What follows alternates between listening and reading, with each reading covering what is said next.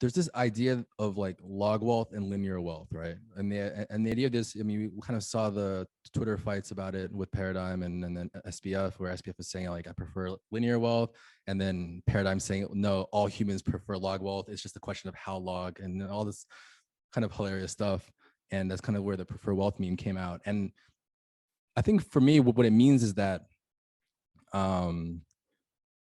when you make a investment decision or a trading decision, you do the one that is to optimize for wealth as linearly as possible, because that is the truest form of wealth.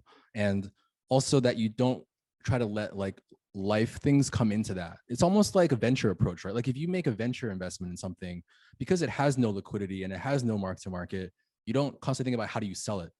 Like you just ride it up and down. You just prefer owning the thing itself.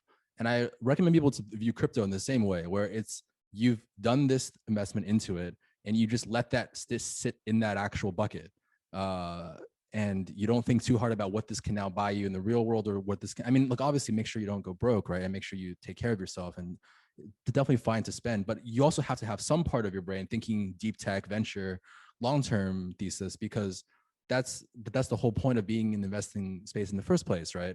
And so I think that, you know, that's been kind of my, I guess my like lesson to people on Twitter, which is that, you know, it's actually totally fine to own assets, and if they go up, you can keep owning those assets, especially if you believe they will continue to make you wealthy. There's no need to, let's say, um like basically have this mentality that you're constantly looking for when to cash out and when to dump, and when to kind of start spending the money that you've created. You can just grow wealth, basically.